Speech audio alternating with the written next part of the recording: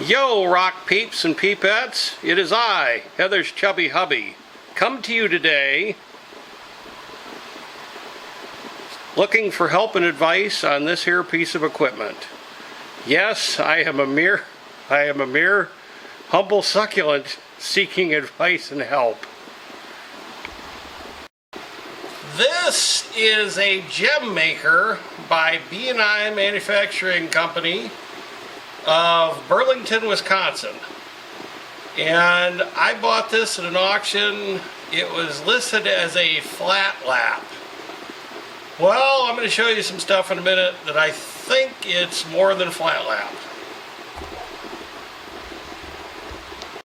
First off, we're going to start with the undercarriage and work our way up. What we have here is a 4-step pulley for different speeds. It's 5, 4, 3, 2. So that makes it kind of simple. This is something a lot of you young whippersnappers have probably never seen. This is a grease cup.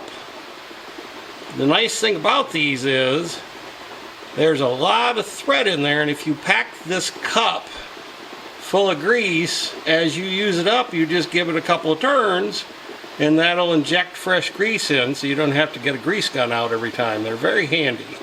Not very often seen anymore, I don't think.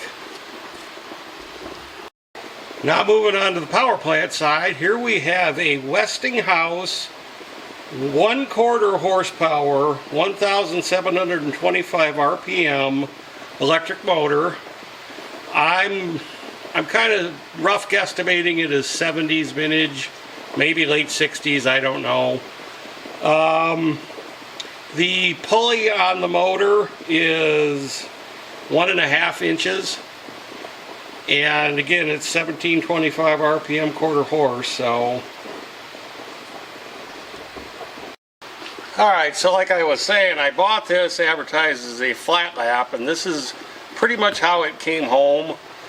Which, you know, you got this disc, which plywood. I don't know if that was a standard back in the day, but it seems like with all the water going dripping, that wouldn't be too good. But there was this one, which feels like more or less like a sandpaper. This one, which I believe is felt, and I suspect would be used for a polishing stage. But then we get to this one, which kind of is unusual, I think. This, to me, looks like it ought to be on a bench grinder. It's made by the B&I Manufacturing Company. 1/2 inch diameter hole, 3,600 RPM. It doesn't say anywhere use it wet or dry. The back side definitely looks like it might have gotten wet, but I'm not an expert. I don't think it did very much. I don't think this thing was used very much. That's my opinion. But so in this, I believe it would be 100 grit. Well, then I got to the bottom and I found this, which you guys probably realize what it is by now, but it's a diamond saw blade. This is actually kind of cool. It's hard to read, but it's Magic Star, B&I Manufacturing, diamond blade, and then down here it's, you know, basically manufactured Wisconsin. This is weird too. It's got a 5/8 diameter hole, but then there was this little, it's hard to see it, but there's a little washer or arbor spacer, probably spacer would be the right term for it, down here. Although, I don't know, they don't seem to meet up very well. The shaft itself is actually 1/2 inch. And you know what, I didn't measure this blade for some reason. Tried to measure everything else, but yep. Looks like 10 inch.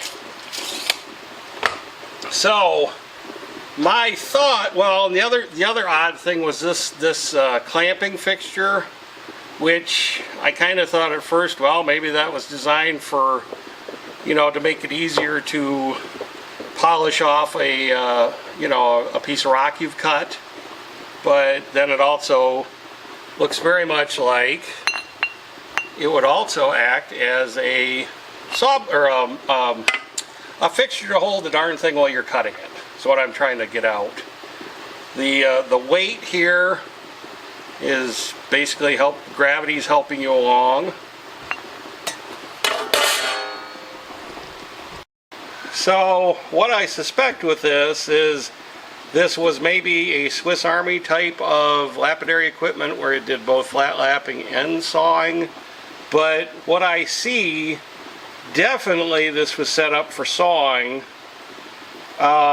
Given the pulley system, it's got the extra weights to adjust for how hard or soft the stone was. You know, definitely, like I said, the only odd thing is the space underneath the blade gives you about 1.25 inches of clearance, so you couldn't cut very much off a rock. And the other thing, this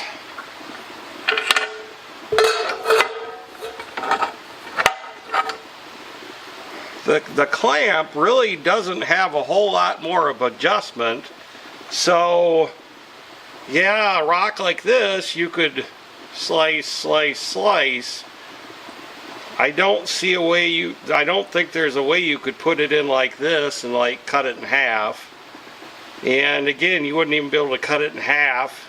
You'd only get, like I said, you don't have that much clearance underneath the blade. So, but if anybody knows anything for sure about this, I would really appreciate any help.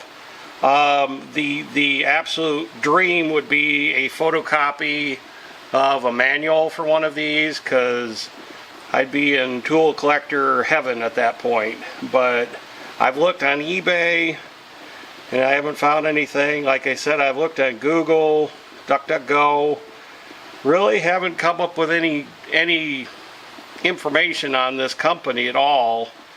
10-inch blade.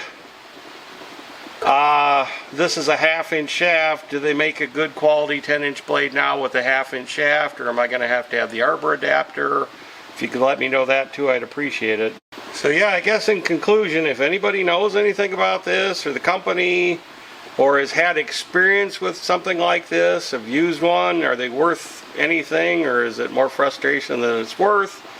Again, that stone, has anybody used a stone like that? I'm assuming that must be for like first stage grinding, to get them to start smoothing. And then, the plywood, it just doesn't seem like a good solution for long-term use with dripping water as your cooling medium. But I mean, it's got the cup and everything.